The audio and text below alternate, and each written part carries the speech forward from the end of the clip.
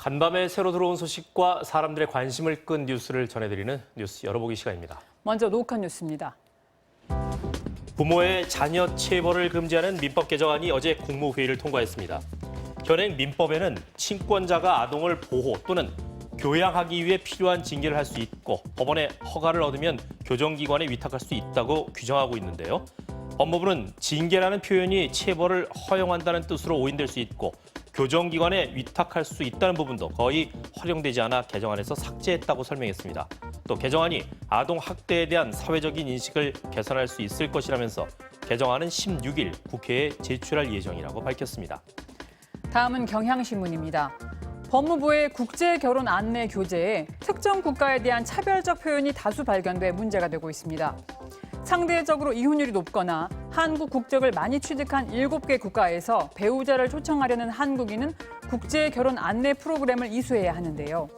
프로그램에 사용되는 법무부의 교재를 보면 필리핀인은 차 사고를 내고도 태평하게 기다리고 있다거나 베트남인은 체면을 중시해서 자신이 잘못한 일도 끝까지 인정하지 않는다는 내용이 담겨 있습니다.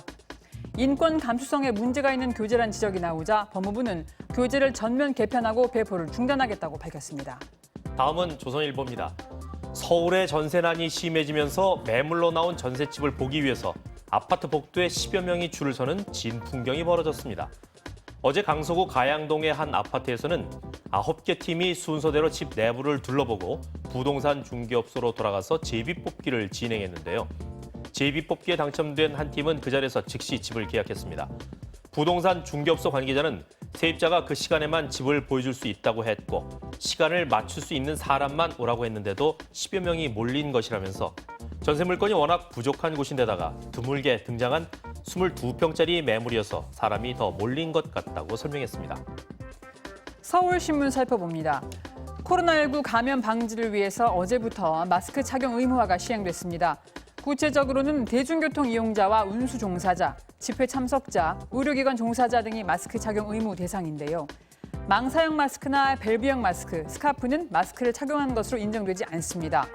서울시 보건환경연구원 발표에 따르면 망사 마스크는 호흡이 매우 편하지만 작은 입자를 걸러주는 입자 차단율이 17%에 불과하다는데요. 턱에 마스크를 쓰는 턱스크 역시 과태료 부과 대상입니다. 과태료는 한 달간의 계도 기간을 두고 다음 달 13일부터 부과됩니다. 다음은 서울경제입니다. 어제 여야가 4.15 총선에서 회계 부정으로 공직선거법 위반 혐의를 받는 정정순 더불어민주당 의원의 공소시효를 앞두고 체포동의안 처리에 극명한 입장 차이를 보였습니다. 더불어민주당은 정 의원의 자진 출석을 요구했지만 국민의힘은 여당이 본회의를 소집하지 않은 채 사실상 불체포 특권을 내세우고 있다고 비판했는데요. 국회의원을 체포하거나 구금하기 위해서는 국회로부터 체포동의안을 얻어야 하는데 정 의원의 체포동의안 표결에 여당이 적극적으로 나서지 않고 있다는 겁니다. 지난 5일 국회에 제출된 체포동의안이 내일까지 처리되지 않으면 정 의원은 검찰 소환에 응하지 않을 수 있게 됩니다. 끝으로 국민일보입니다. 서울대학교 등 주요 6개 대학이 학생부 종합전형 자기소개서에 부모나 친인척의 직업을 적은 지원자를 걸러내지 않고 교직원인 학부모를 평가에 참여시켰다가 교육부 감사에서 적발됐습니다. 정부는 서울 주요 대학의 정시 비중을 40%로 확대하는 한편 대학들에 대한 학생부 종합전형 실태조사에 나섰는데요.